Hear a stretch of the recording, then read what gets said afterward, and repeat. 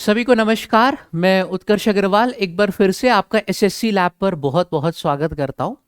FCI 2024 recruitment अभी कुछ ही दिन पहले इसका शॉर्ट नोटिस जारी किया गया था एंड जो डिटेल्ड नोटिफिकेशन है वो एक्सपेक्टेड है कि अभी दिसंबर के फर्स्ट वीक के एंड तक जो है आ जाएगा। तो स्टूडेंट्स के यार बहुत सारे डाउट्स आ रहे थे इस एग्जाम से रिलेटेड। मैंने एक कंप्लीट वीडियो बनाया है जिसमें प्रॉपर इन्फो आपको दी है कि पेपर पैटर्न क्या होता है, कितने फेजेस में आपका एग्जाम होता है।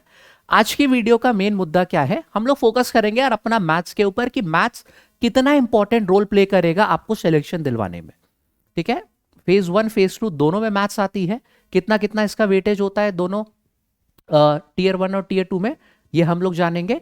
इसी के संग संग मैथ्स का कंप्लीट जो सिलेबस है वो मैं डिटेल में आपके संग शेयर करूंगा एंड किस तरीके से आपको जो अपने प्रिपरेशन है वो स्टार्ट करनी पड़ेगी अगर आप एफसीआई एग्जाम को स्पेशली टारगेट कर रहे हो तो।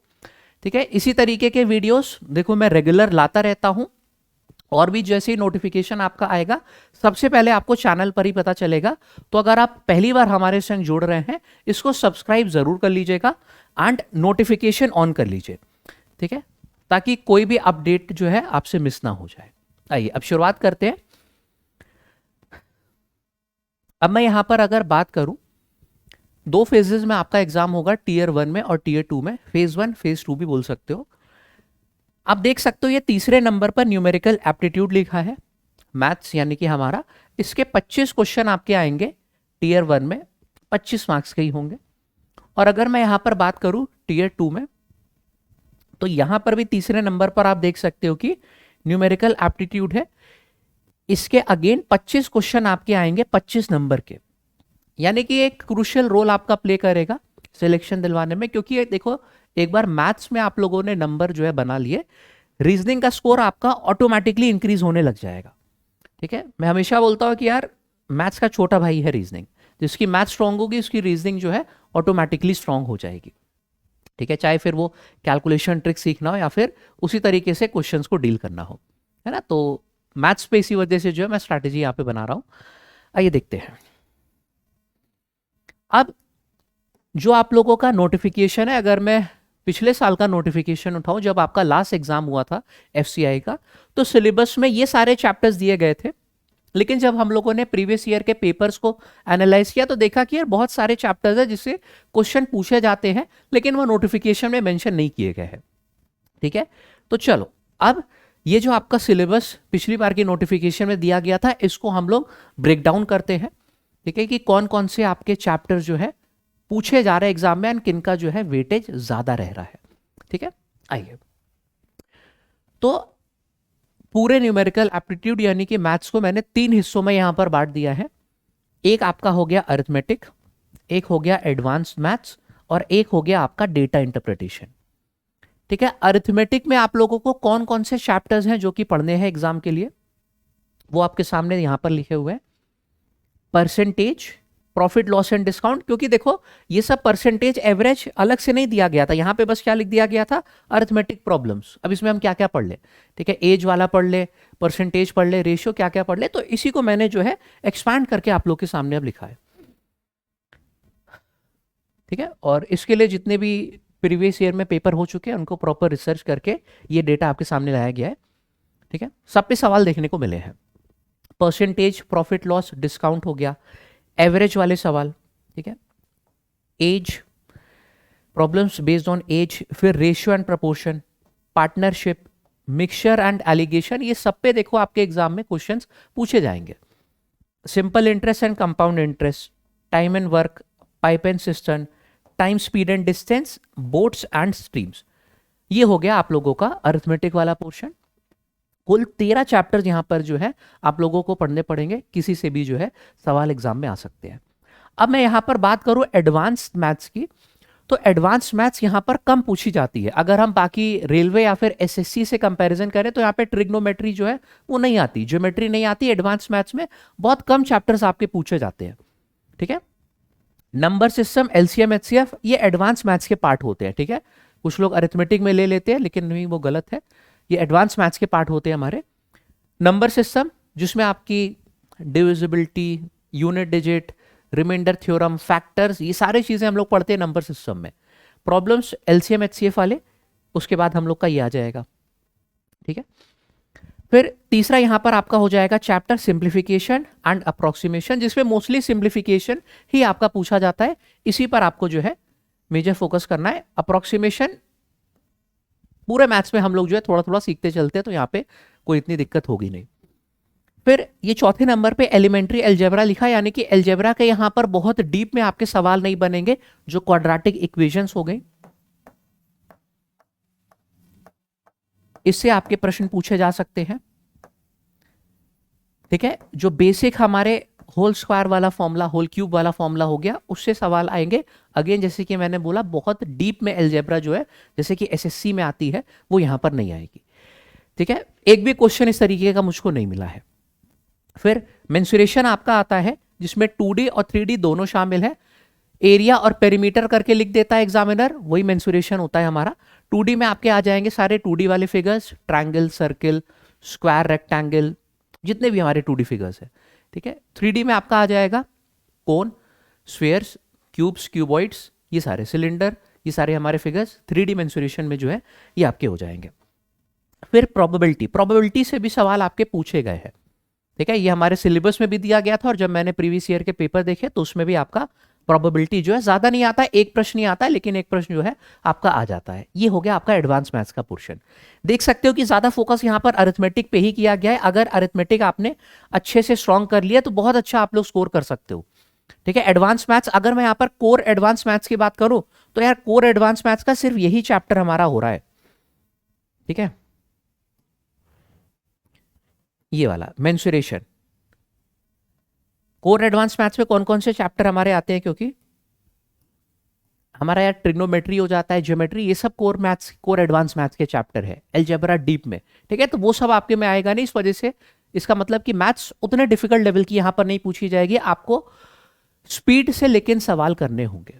स्पीड एक बहुत बड़ा फैक्टर जो है प्ले करेगी ये डिसाइड करने में कि आप लोग का यार सिलेक्शन होता है या फिर नहीं, क्योंकि आपने देखा कि यहां पर 1 घंटे में 100 सवाल करने हैं। 25 मैथ्स, 25 रीजनिंग, ये सब कैलकुलेटिव वाले यार चैप्टर्स हमारे होते हैं, सॉरी कैलकुलेटिव वाले जो सेक्शंस होते हैं मैथ्स और रीजनिंग, ये हमारे होते हैं। अब पॉसिबल तभी है 1 घंटे में 100 सवाल कर पाना यहाँ पे, जब बहुत ही एक्सट्रीम लेवल का यहाँ पर प्रॉब्लम्स आप लोग को ना दिए गए हों तभी, है ना।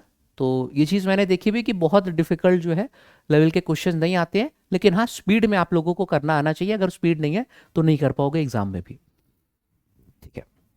ये हो गया आपका एडवांस मैथ्स का। अब मैं डीआई की बात करूं तो यहां पर बहुत अच्छे अच्छे डीआई आते हैं, ठीक है। आपका टैबुलर डीआई हो गया, पाए chart, bar graph, line graph, और केसलेट डीआई भी यहां पर आता है, ठीक है। केसलेट डीआई मालूम है ना, कि एक बड़ा सा पैराग्राफ टाइप का दे दिया जाएगा, उसमें बहुत सारे डेटा होंगे, उसी के बेसिस पे आपसे 3 क्वेश्चन पूछ लेगा नीचे, या फिर एक आप लोगों को टैबुलर डीआई दे देगा, उस पे बेसिस जो है 3 क्वेश्चन आपसे नीचे पूछ लेगा। अच्छे लेवल का यहाँ पर जो है डेटा इंटरप्रिटेशन भी आता है, लेकिन आपके लिए आसान हो जाएगा अगर अरिथमेटिक आपकी स्ट्रांग है तो, ठीक है। क्योंकि डीआई में मोस्टली परसेंटेज, रेशियो, एवरेज, इन्हीं सब का इस्तेमाल जो है होता है। तो सिलेबस सभी को समझ में आ गया कि क्या है यहाँ पर एफसीआई का, एंड बाकी एग्जाम से ये अलग क्यों है, ठीक है, एसएससी और रेलवे से। अब इसमें जो सबसे ज्यादा फोकस आपको करना है वो कौन कौन से चैप्टर है जो कि मेरे पॉइंट ऑफ व्यू से सबसे ज्यादा इंपॉर्टेंट यहां पर आपके लिए हो जाएंगे। वो 5 चैप्टर्स की लिस्ट मैंने निकाली है। देखो इंपॉर्टेंट सभी है, पढ़ना आपको सभी है, लेकिन इन पर फोकस ज्यादा करना है क्योंकि एग्जाम में इनका वेटेज ज्यादा है, ठीक है। अगर परसेंटेज की बात करूं तो बाकियों से वेटेज ज्यादा है, ठीक है। प्रॉफिट लॉस एंड डिस्काउंट 2 से 3 सवाल इस चैप्टर से आपके आ जा रहे हैं, रादर देन अगर मैं कोई और चैप्टर उठा लूं, जैसे कि सपोज टाइम एंड वर्क मैंने उठा लिया, एक क्वेश्चन उससे आएगा, ठीक है। तो ये 5 जो है इंपॉर्टेंट चैप्टर्स है, इन पे आपको फोकस जो है बाकियों से ज्यादा करना है, एंड कोशिश करो कि ये सबसे पहले आप लोग जो है कंप्लीट करो, क्योंकि ये कंसेप्ट बिल्डिंग चैप्टर्स भी हैं, ठीक है। कौन कौन से चैप्टर्स? परसेंटेज हो गया, प्रॉफिट लॉस एंड डिस्काउंट हो गया, रेशियो एंड प्रपोर्शन हो गया, number system, and then mensuration. ये चैप्टर्स है जो कि सबसे ज्यादा वेटेज रखेंगे आप लोगों के एफसीआई वाले एग्जाम में। ये मेरी बात अभी से नोट डाउन करके रख लीजिए, और एग्जाम जब दे लीजिएगा तो उसके बाद दोबारा से वीडियो देखिएगा, तब आपको समझ में आएगा, ठीक है। क्यों? इसका भी देखो मैं कारण बता रहा हूं, क्योंकि ये जो हमारा सिलेबस होता है इसको भी पढ़ने का एक यार तरीका होता है, ठीक है, ऐसा नहीं कि रैंडमली कोई सा भी चैप्टर उठाया आपने, सिंपल इंटरेस्ट कंपाउंड इंटरेस्ट पढ़ना इसको शुरू कर दिया। ठीक है, ऐसे नहीं करना है। मैं यहाँ पे बताऊं कि चैप्टर्स आपके यार इंटर रिलेटेड होते हैं। ठीक है, आपने परसेंटेज अच्छे से पढ़ लिया है तो पता है भाई परसेंटेज का एप्लीकेशन आपका जो है ये प्रॉफिट एंड लॉस में होता है, डिस्काउंट भी इसी में जो है इंक्लूडेड है। सिंपल इंटरेस्ट कंपाउंड इंटरेस्ट पूरा पूरा परसेंटेज का एप्लीकेशन होता है। परसेंटेज का सवाल जो है पार्टनरशिप में भी आपके बनते हैं, कुछ क्वेश्चन टाइम एंड वर्क में भी बनते हैं, इस वजह से इसको इतना इंपॉर्टेंट बोला गया है। डेटा इंटरप्रिटेशन में भी इसका यूज होता है। फिर अगर मैं यहां पर बात करूं रेशियो की, तो रेशियो प्रपोर्शन को क्यों इतना इंपॉर्टेंट बोला गया है, क्योंकि यार रेशियो का पूरा एप्लीकेशन पार्टनरशिप में होगा। मिक्सचर वाले सवाल पूरे रेशियो पर बेस्ड होते हैं। ठीक है, इसी के संग संग टाइम एंड वर्क हो गया हमारा, टाइम स्पीड एंड डिस्टेंस हो गया। हर में देखोगे कि रेशियो का और प्रपोर्शन का इस्तेमाल तो होगा ही होगा। ठीक है, जब ये आप डीप में सिलेबस पढ़ोगे तब आपको ये वाली चीज समझ में आएगी, है ना। इसी के साथ साथ एक चैप्टर यहां पर और मैं आप लोगों के लिए इंपॉर्टेंट कहना चाहूंगा, इसको भी अपनी लिस्ट में हम लोग शामिल कर लेंगे, ये है एवरेज। क्योंकि एवरेज भी हमारा यार कंसेप्ट बिल्डिंग चैप्टर है। एवरेज में हम लोग वेटेड मीन का फंडा सीखते हैं, डेविएशन का कंसेप्ट सीखते हैं, एलिगेशन, ये सारी चीजें हम लोग एवरेज में ही सीखते हैं। तो इसको एक बोनस की तरीके से मैं यहाँ पे ऐड कर दे रहा हूं कि एवरेज को भी यार जरूर हम लोग जो है इंक्लूड यहाँ पे करेंगे अपनी इस लिस्ट में। ठीक है, क्योंकि ये भी हमारा कंसेप्ट बिल्डिंग चैप्टर है। देखो, इससे हो सकता है डायरेक्ट प्रश्न आपका एग्जाम में एक ही आए, लेकिन अगेन इनडायरेक्ट एप्लीकेशन इसका खूब होता है।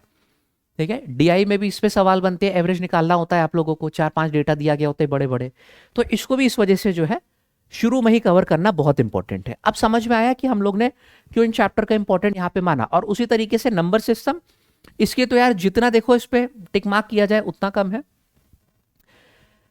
क्योंकि नंबर सिस्टम में इतनी सारी चीजें आप लोग सीख लोगे जो कि कैलकुलेशन को आपको आसान बनाएंगी, कैलकुलेशन स्पीड तेज करने में आप लोगों को जो है मदद करेंगी।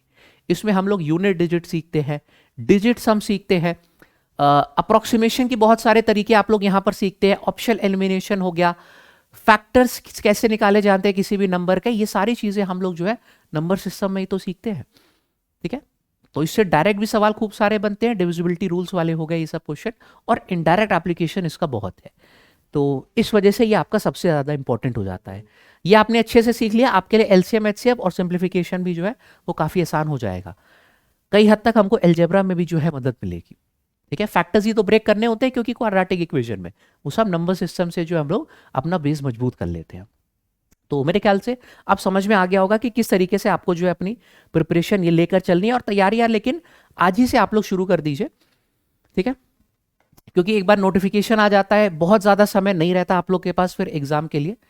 ठीक है, किसी भी एग्जाम की तैयारी करनी है कम से कम 3 महीना उसको दो, अगर आप 0 लेवल पे हो तो। ठीक है, 3 महीना अगर आपने दे दिया है जी जान से, उसको आप लोग क्वालिफाई कर सकते हो। ठीक है, खास तौर पे आप लोगों का जो एफसीआई, एसएससी और रेलवे ये एग्जाम्स हो गए, मैं इनकी बात कर रहा हूँ। ठीक है, अब अगर आप पहली बार हमारे संग जुड़े थे, जैसे कि मैंने बताया, तो इसी तरीके के और डिटेल्ड नोटिफिकेशन वाले वीडियोस जो है मैं आप लोग के लिए लाता रहूंगा। स्ट्रैटेजी वीडियोस हो गए, तो चैनल को सब्सक्राइब जरूर कर लीजिए, और दूसरी चीज की बेल आइकन को भी जो है दबा दीजिएगा, ताकि आप लोग तुरंत नोटिफाई हो जाओ जैसे ही मैं वीडियो अपडेट करूं वैसे ही, है ना। अब एक और चीज कि अगर आप खुद से देखो ये सारी चीजें कवर कर सकते हो तो बहुत अच्छी बात है, पूरा सिलेबस आपको पढ़ना है। ठीक है, अगर कर सकते हैं सेल्फ स्टडी बहुत अच्छी बात है, लेकिन नहीं, आपको लग रहा है कि मुझको एक प्रॉपर जो है गाइडेंस की ज़रूरत है, तो हमारे जो कंप्लीट फाउंडेशन बैचेस है, पूरे साल हमारे एप्लीकेशन पर जो है कंप्लीट फाउंडेशन बैचेस चलते रहते हैं, उसमें से किसी में भी आप जो है एडमिशन ले सकते हैं। एक बार आपने ये वाला बैच कंप्लीट कर लिया मेरा, उसके बाद कोई सा भी एग्जाम आप लोग देना चाहें उसके लिए जो है आप तैयार हो जाओगे, चाहे फिर एसएससी का देना हो, रेलवे का, डिफेंस का, एनी एग्जाम। ठीक है, एफसीआई, इंश्योरेंस, कोई सा भी एग्जाम देना हो। ठीक है, अब ज्वाइन अगर करना है आपको तो सीधे एप्लीकेशन पर चले जाइएगा, लैब हमारा एप्लीकेशन है, या फिर वेबसाइट भी इसकी है lab.live करके। आप चाहो तो यहां पर वीओडी कोर्स भी ले सकते हो, दिसंबर में जो है ऑफर में आपको पूरा वीओडी कोर्स मिल रहा है। लेटेस्ट 2024 तक के अपडेटेड कंटेंट वाले जो वीडियोस है आपको इस बैच में मिलेंगे, चाहे मैथ्स का लेना हो आपको, रीजनिंग का, जनरल अवेयरनेस, इंग्लिश, सबके। ठीक है, यहाँ पे सारे आपको फाउंडेशन बैचेस जो है सारी चीजें मिल जाएंगी। अब मेक श्योर कि जब ज्वाइन करो आप लोग तो use this code to get the maximum discount. ये मेरा कोड है lab248, तो जितने भी मेरे स्टूडेंट्स हैं सबको इससे मैक्सिमम डिस्काउंट मिलेगा, more than by using any other code. ठीक है, चलो फिलहाल आज इतना ही रखते हैं। See you guys in the next video. Bye bye everyone and take care.